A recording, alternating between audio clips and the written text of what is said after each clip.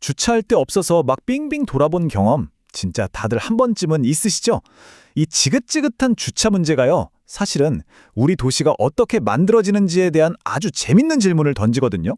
어떤 주차장은 텅텅 비어 있고 어디는 맨날 만차잖아요. 대체 도시는 무슨 기준으로 여기 주차장 하나 더 짓자 이렇게 결정하는 걸까요? 궁금하시죠? 여기에는 도시계획가들이 쓰는 그들만의 비법 같은 게 있습니다. 그게 바로 전환수요 추정법이라는 건데요. 이름은 좀 어려워 보이지만 아이디어는 진짜 간단해요. 자, 생각해 보세요. 길가에 막 아무렇게나 대놓은 불법 주차 차량들이 있잖아요. 근데 바로 옆에 번듯한 새 주차장이 생겼어요. 그럼 당연히 그 차들이 그리로 쏙 들어가지 않겠냐? 이렇게 예상하는 거죠. 말 그대로 수요가 전환된다는 거예요. 이게 거의 도시 계획의 정석이라고 불리는 방법이에요. 교과서에 딱 나오는 거죠. 그런데 말이죠. 최근에 경기도에서 아주 재미있는 연구를 하나 했어요. 이 교과서래로 하는 게 진짜 현실에서도 먹힐까? 이걸 직접 한번 따져본 거죠. 자, 그럼 이제 본격적으로 한번 파헤쳐 볼까요? 도대체 계획가들은 종이 위에서 어떤 완벽한 그림을 그리는 걸까요? 이 주차장 수요 예측이라는 게 어떻게 이루어지는지 한번 들여다보겠습니다. 이 예측이 성공하느냐 마느냐는요, 딱 두 가지 핵심적인 가정에 달려 있어요. 자, 그 첫 번째, 바로 거리에 대한 건데요. 여러분은 주차장에 차를 대고 목적지까지 과연 얼마나 멀리 걸어갈 수 있으세요? 정답은 바로 300m입니다. 보통 도시기획가들은 이렇게 생각해요. 주차장에서 반경 300m 정도면 사람들이 충분히 걸어 다니겠지? 이걸 일종의 마법의 원처럼 생각하는 거예요. 그리고 두 번째 가정이 어쩌면 이게 진짜 핵심인데요. 자, 좋아요. 300m 안에 있는 불법 주차 운전자들. 이 사람들 중에서 과연 몇 %나 진짜로 자기 돈 내고 이 새 주차장을 쓸까요? 이 중요한 숫자를 알아내려고 계획가들이 쓰는 방법은 사실 되게 간단하고 논리적이에요. 그냥 직접 물어보는 거죠, 설문조사를 돌리는 겁니다. 여기 근처에 유료 주차장 생기면 쓰실 거예요? 하고요. 와우, 근데 그 결과가 정말 놀랍습니다. 경기도 연구에서 설문조사를 해보니까 불법 주차하던 운전자들 중에 무려 94%가 새 주차장 생기면 쓸 겁니다 라고 대답한 거예요. 와, 이 정도면 거의 100%잖아요? 기대가 엄청나죠. 자, 지금까지는 어디까지나 종이 위의 계획이었고요. 이제 진짜 현실 세계로 가볼 시간입니다. 연구원들이 직접 현장에 나가서 주차장이 딱 지어진 다음에 무슨 일이 벌어졌는지 자동차 수를 하나하나 세어봤거든요. 바로 이 결과가 이번 분석의 하이라이트입니다. 보세요. 왼쪽은 말, 즉 기대치고 오른쪽은 행동, 즉 현실이에요. 94%가 옮겨갈 거라고 말했잖아요.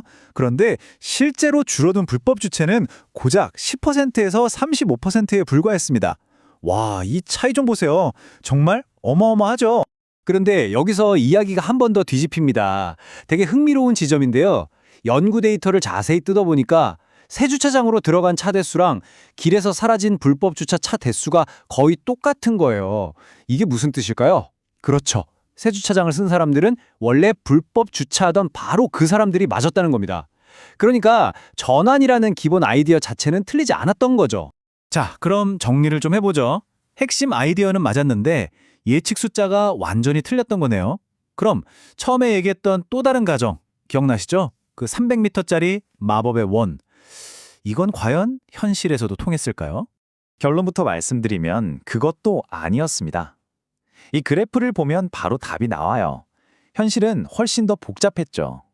사람들이 얼마나 걷는지는 어디를 가느냐에 따라서 완전히 달랐던 겁니다.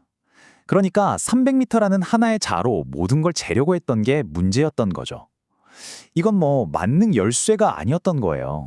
이 표를 보시면 그 차이가 확 느껴지실 거예요. 한번 보세요.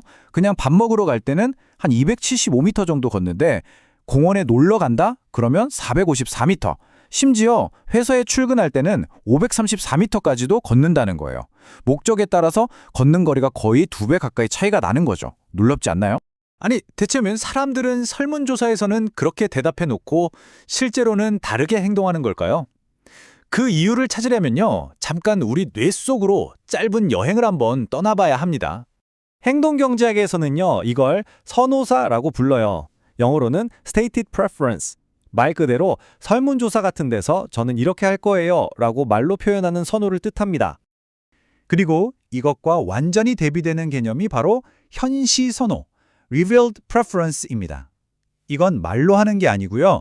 실제 상황에서 내 돈과 시간을 써서 행동으로 보여주는 진짜 배기 선호를 말하는 거죠. 연구자들은 바로 이 간극을 계획의 맹점이라고 부릅니다.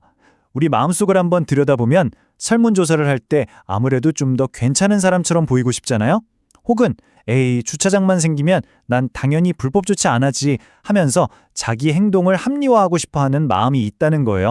자, 그럼 이 계획의 맹점을 우리가 어떻게 극복할 수 있을까요? 어떻게 해야 더 똑똑한 예측으로 더 나은 도시를 만들 수 있을까요? 다행히 방법이 있습니다. 이 연구가 내놓은 해법은 아주 명쾌합니다. 첫째, 전환 수요 모델. 이거 아이디어 좋으니까 계속 쓰자. 둘째, 근데 설문조사에서 나온 숫자는 고지고대로 믿지 말고 일단 의심부터 하자. 셋째, 거기다가 반드시 실제 현장에 나가서 사람들이 어떻게 행동하는지 관찰한 데이터를 더하자. 그리고 마지막으로 제일 중요한 건데요. 사람들의 말이 아니라 그들의 행동을 믿으라는 겁니다. 자, 이제 오늘 이야기를 마무리하면서 마지막으로 이런 질문을 한번 던져보고 싶습니다. 우리가 오늘 살펴본 건 주차라는 아주 작은 문제였잖아요. 그런데 이 작은 문제에서조차 사람들의 말과 행동이 이렇게나 달랐습니다. 그렇다면 한번 생각해 보세요. 대중교통 이용, 쓰레기 분리수거, 공원 이용 계획, 우리 도시를 만드는 수많은 다른 정책들 속에서는 이 계획의 맹점이 또 얼마나 큰 영향을 미치고 있을까요? 우리가 생각해야 할 숙제가 아닐까 싶습니다.